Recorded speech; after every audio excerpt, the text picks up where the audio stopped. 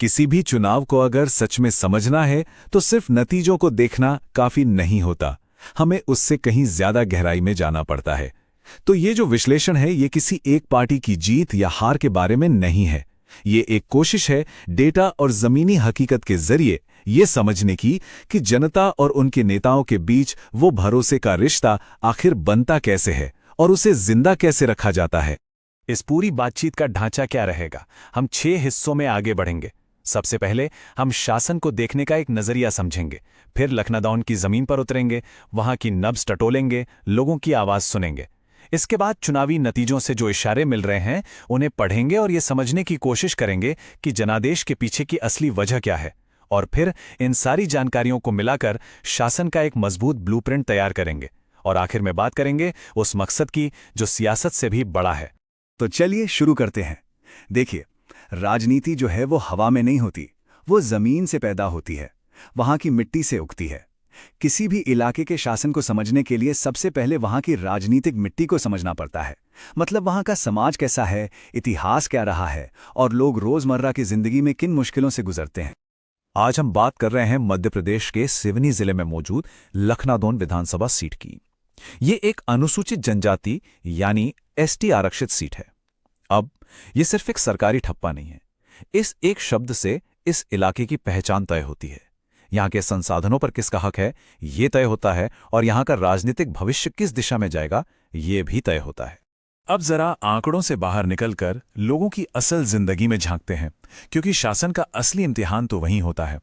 यहां के लोगों की सबसे बड़ी परेशानियां क्या हैं, वो कौन सी चिंताएं हैं जो उन्हें रात में सोने नहीं देती। ये स्लाइड एक तरह से लखनादौन की पूरी कहानी बयां कर देती है। सबसे ऊपर जो गहरे लाल रंग में हैं, वो दो सबसे बड़े, सबसे जरूरी मुद्दे हैं। पहला जमीन और जंगल पर हक, और दूसरा रोजगार, जिसकी कमी की वजह से लोगों को घर छोड़कर बाहर जाना पड़ता है। ये सिर्फ मुद्दे नहीं हैं, ये लोगों की जिंदगी और मौत के सवाल हैं। इसके बाद ही सड़क, बिजली, पानी, स्वास्थ्य और शिक्षा जैसी दूसरी जरूरतों का नंबर आता है। 1,58,000 एकड़ ये सिर्फ एक नंबर नहीं है, ये एक पीढ़ी का दर्द है, एक घाव है। पूरे मध्य प्रदेश में आदिवासियों की इतनी जमीन पर गैर आदिवासियों का कब्जा बताया जाता है। तो लखनादौन में जमीन का मुद्दा सिर्फ पैसों का नहीं है, ये अस्मिता का सवाल है, संस्कृति का सवाल है और इंसाफ की लड़ाई है। तो यहाँ का सामाजिक ताना बाना कैसा है, इसको समझना बहुत जरूरी है। लखनादौन में करीब करीब आधी आबादी आदिवासी है, लेकिन यहाँ ओबीसी वर्ग में आने वाले मरावी समुदाय की भी एक बहुत बड़ी और राजनीतिक तौर पर असरदार आबादी है। इन दोनों समुदायों की अपनी अपनी उम्मीदें हैं, अपने अपने मुद्दे हैं, और इनके बीच का जो समीकरण है वही यहाँ की राजनीति की बुनियाद तय करता है। अच्छा, तो ये तो हुई जमीन की बात।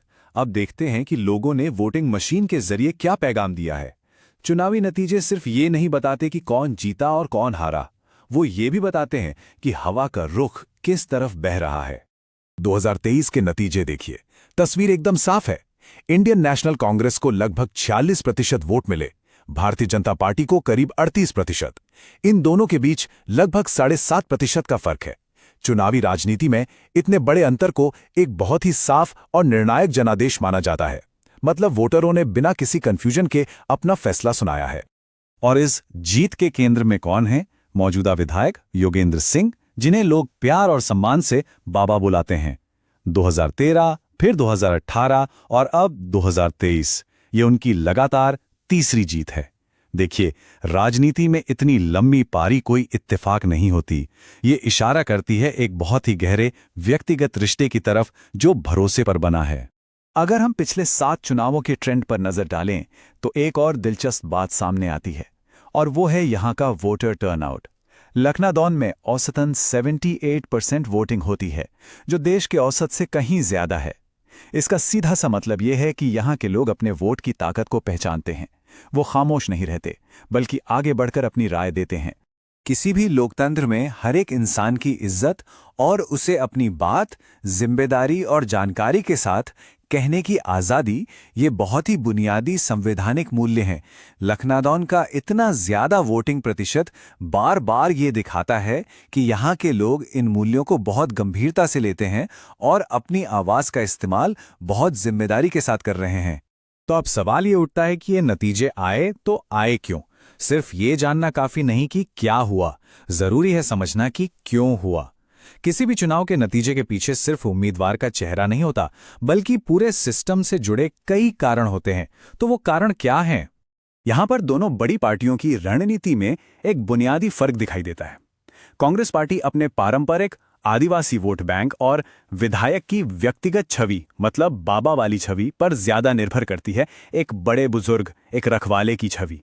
वहीं दूसरी तरफ बीजेपी गैर आदिवासी ओबीसी वोटों को अपने साथ जोड़ने और साथ ही आदिवासी इलाकों में जमीनी स्तर पर अपने संगठन को मजबूत करने की कोशिश कर रही है। ये दो अलग अलग राजनीतिक सोच की लड़ाई है। तो आखिर क्या वजह है कि मौजूदा विधायक बार बार जीत रहे हैं? इसके पीछे कई कारण हैं। उनकी अपनी मजबूत स्थानीय आदिवासी पहचान, एक सम्मानित बुजुर्ग के तौर पर बनी बाबा की छवि, विपक्ष के वोटों का बट जाना और शायद सबसे जरूरी, लोगों के बीच उनकी ये पहचान कि वो आदिवासियों के हक की लड़ाई लड़ते हैं। ये सारी चीजें मिलकर भरोसे का एक ऐसा किला बना देती हैं जिसे तोड़ना बहुत मुश्किल हो जाता है। तो ठीक है, हमने अब तक समस्या को समझा, विश्लेषण किया, लेकिन इसका फायदा क्या अगर हम आगे का रास्ता ना सुझाएं? विश्लेषण का असली काम सिर्फ समझना नहीं, बल्कि भविष्य के लिए एक रास्ता तैयार करना है। तो अब हम इस पूरी समझ को एक ठोस एक्शन ओरिएंटेड गवर्नेंस ब्लूप्रिंट में बदलेंगे। इस ब्लूप्रिंट का नाम है चतुर्मुख सिद्धांत, मतलब शासन के लिए एक 4 आयामी रणनीति। ये लोगों से जुड़ने का एक ऐसा तरीका है जो सिर्फ चुनाव के वक्त नहीं, बल्कि सत्ता में रहते हुए हर एक दिन काम आता है। तो क्या है ये 4 चेहरे? चलिए एक एक करके समझते हैं।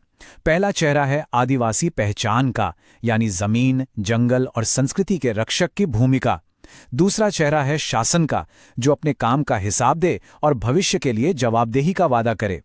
तीसरा चेहरा है युवा और विकास का, जो रोजगार और एक बेहतर कल की उम्मीद जगाए। और चौथा और बहुत जरूरी चेहरा है विपक्ष का सामना करने का, जो हर अफवाह का सच के साथ जवाब दे और अपनी बात मजबूती से रखे। यहां एक बहुत पुरानी कहावत याद आती है और वो बिल्कुल सच है। आप भीड़ तो खरीद सकते हैं, लेकिन सच्चा समर्थन नहीं खरीद सकते। ये चतुर्मुख सिद्धांत इसी सोच पर टिका है। असली रिश्ता और भरोसा पैसे से या बड़ी बड़ी रैलियों से नहीं बनता, वो लोगों के बीच रहकर, लगातार काम करके और उनका सम्मान कमाकर बनता है। सिर्फ सिद्धांत बनाने से काम नहीं होता, उसे लागू कैसे करना है उसका भी एक प्लान होना चाहिए। यह है 90 दिन का एक्शन प्लान। पहले 30 दिन नींव मजबूत करने के लिए, मतलब अपनी टीम का आंकलन करना और गांव-गांव जाकर खामोशी से लोगों की सुनना। अगले 30 दिन लोगों तक सीधी मदद पहुंचाने और सही तरीके से अपनी बात रखने के लिए। और आखिरी 30 दिन लोगों को लामबंद करने के लिए, उन्हें अपने साथ जोड़ने के लिए, ताकि वो भी बदलाव का हिस्सा बने। जब हम लोगों की शिकायतों को सुनने या ट्रैक करने के लिए कोई भी सिस्टम बनाते हैं, तो एक और संवैधानिक मूल्य बहुत अहम हो जाता है। वो है प्राइवेसी और सहमति।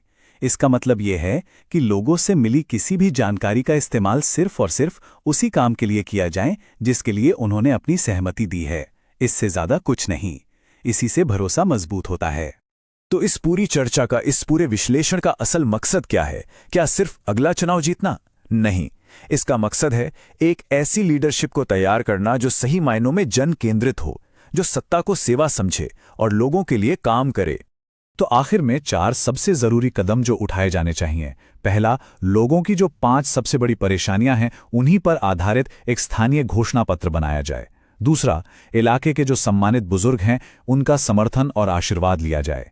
तीसरा, ये पक्का किया जाए कि हर एक पोलिंग बूथ पर टीम पूरी तरह से तैयार और मजबूत हो।